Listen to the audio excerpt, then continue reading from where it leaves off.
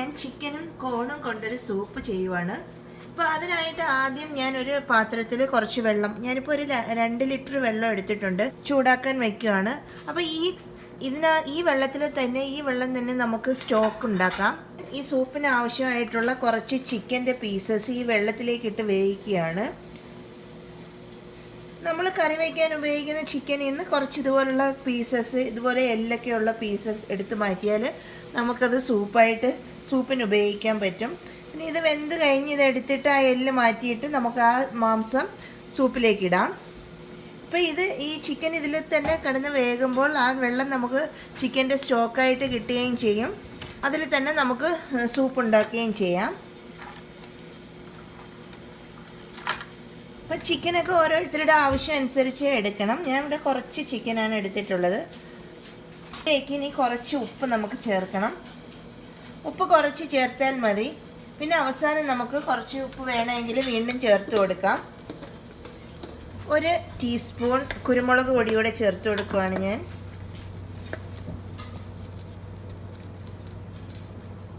അപ്പോൾ ചിക്കൻ ഒരു നല്ലൊരു ഫ്ലേവർ, ആ സ്റ്റോക്കിന് നല്ലൊരു ഫ്ലേവർ കിട്ടും കുരുമുളക് പൊടി നമ്മളിപ്പോൾ ചേർത്താൽ. ഇനി ഇത് നമുക്ക് അടച്ച് വെച്ച് ചിക്കൻ വേകുന്നത് വരെ ഒന്ന് വെയിറ്റ് ചെയ്യാം.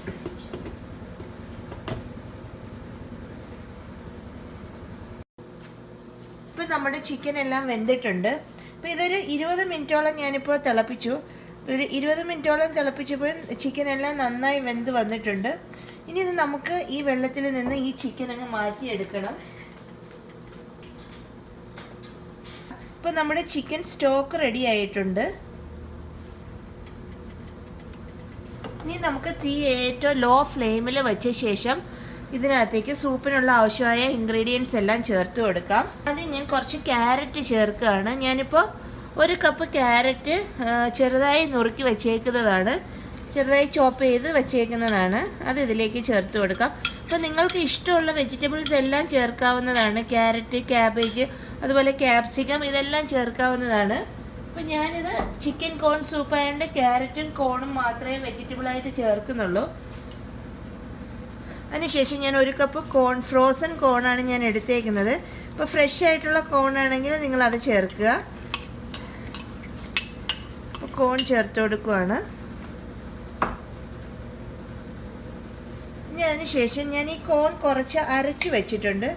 ആ അരച്ച് വെച്ചേക്കുന്ന കോൺ ഒരു 2 ടേബിൾ സ്പൂൺ അരച്ച് വെച്ചേക്കുന്ന കോൺ ചേർത്ത് കൊടുക്കുകയാണ്. ഇതിനകത്ത് ചേർത്ത് ഈ കോൺ തന്നെ കുറച്ചെടുത്ത് അരച്ച് ചേർത്തതാണിത്. ഇനി നമുക്ക് ഇത്രയും ചേർത്ത ശേഷം ഇതെല്ലാം നന്നായി ഒന്ന് ഇളക്കി കൊടുക്കണം. നമുക്ക് തീ കൂട്ടി വെച്ച് കൊടുക്കാം. ഇനി ഇതെല്ലാം കുറച്ച് ഒരു 10 മിനിറ്റ് ഒന്ന് നന്നായി വേവിക്കണം. ഇതിനകത്തേക്ക് നമുക്കിനി കുറച്ച് കോൺഫ്ലവർ കലക്കിയത് ഒഴിച്ചു കൊടുക്കാം. ഇതിപ്പോൾ 2 ടേബിൾ സ്പൂൺ കോൺഫ്ലവർ ഞാനിപ്പം കുറച്ച് വെള്ളത്തിൽ കലക്കി വെച്ചേക്കുന്നതാണ്. ഇതിന് നമുക്കിതിലേക്ക് ചേർത്ത് കൊടുക്കണം.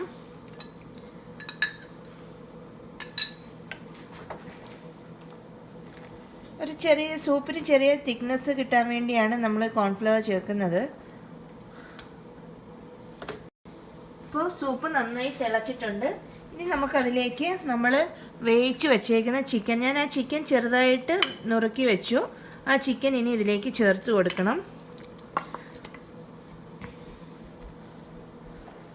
ഇനി ഇതെല്ലാം ഒരു 10 മിനിറ്റ് നമ്മൾ ഒന്നും കൂടെ നന്നായി ഒന്ന് തിളപ്പിച്ചെടുക്കണം.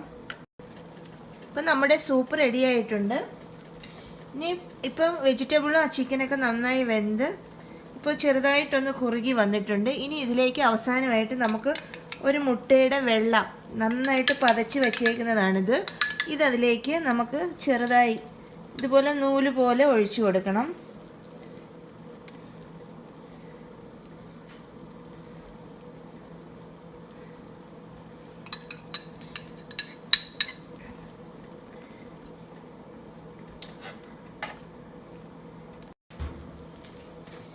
അപ്പോൾ ഈ മുട്ടയുടെ വെള്ളയെല്ലാം നല്ലൊരു വെള്ള കളറിൽ ഇങ്ങനെ സൂപ്പിൻ്റെ മുകളിൽ കിടക്കും.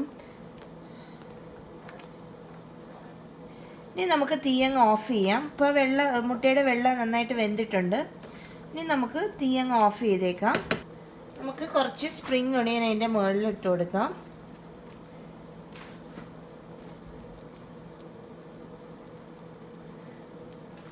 അപ്പോൾ നമ്മുടെ സൂപ്പ് റെഡി ആയിട്ടുണ്ട്.